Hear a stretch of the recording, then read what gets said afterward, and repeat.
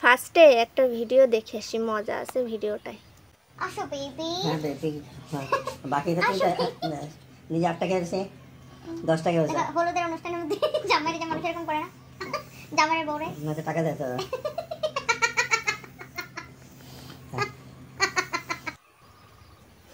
এইবার বলি, আচ্ছা বুড়ো বয়সে ভীমরতি কথায় কি খালি খালি বলে? এই নানার 3 কাল যে ঠেকছে 1 কালে, তাও তার লজ্জা নেই। সে তার হাঁটুর বয়সে এক মেয়েরে বিয়ে করছে ঠিক আছে, ভালো কথা। আমার যা মনে হয়, সে তার মনে যে আনন্দ, একটা 30-32 বছর ছেলের মনেও সে আনন্দ নেয়। সে বউরে আঙ্গুল ফল খাওয়াচ্ছে, কক্সবাজারে যে বউর সাথে নৃত্য করতেছে, সেটা ভিডিও করে সোশ্যাল মিডিয়ায় ছাড়তে হবে।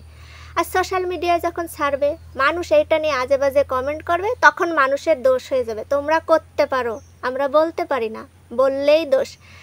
না তুমি বিয়ে করছো ঠিক কথা, তোমার প্রয়োজন হয়েছে, বউ চলে গেছে, বিয়ে তুমি করতেই পারো। কিন্তু বিয়ে করে বউর সাথে বেডরুমে আঙ্গুল ফল খাচ্ছ, না বেদানা খাচ্ছ, কক্সবাজারে নৃত্য করতেছো, না গান করতেছো, এইগুলো কেন সোশ্যাল মিডিয়ায় ছাড়া দরকার? এমনি ভদ্র মানুষ ছাড়লে তাই নিয়ে কমেন্ট। আর তুমি একটা বুড়ো বেটা, অল্প বয়সে একটা মেয়েরে বিয়ে করছো, সেইটার সাথে কি করতেছো তাও ভিডিও করে ছাড়তে হবে ফোনে।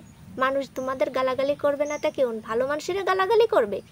নিজের ঘরের ভিতরে কি হয়, এই নোংরামিগুলো দিন দুনিয়ার মানুষের না দেখালে হয় না। না আমার ঘরের ভিতর কি হচ্ছে সেটা বাইরের মানুষে দেখাতে হবে, সেটা যেটাই হোক না কেন ঘরের বিষয় ঘরে রাখা যায় না? আমরাই সোশ্যাল মিডিয়ার যুগে এতটাই কি বলবো অ্যাগ্রেসিভ হয়ে গেছি যে ঘরের ভিতর পায়খানা করি, প্রস্রাব করি, প্রেগনেন্সি টেস্ট করি, বরের সাথে কী করতেছি, বউর সাথে কী করতেছি, বাচ্চার সাথে, কিন্তু সব আমাদের সোশ্যাল মিডিয়ায় দেওয়া লাগবে কেন? নিজের পার্সোনালি বলে কি কোনো কিচ্ছু নাই? এই নানারে আর এই আপারে যে পরিমাণ মানুষ কমেন্ট করে, গালাগালি করে, এদের কার্যকলাপের জন্যই করে, খালি করে না।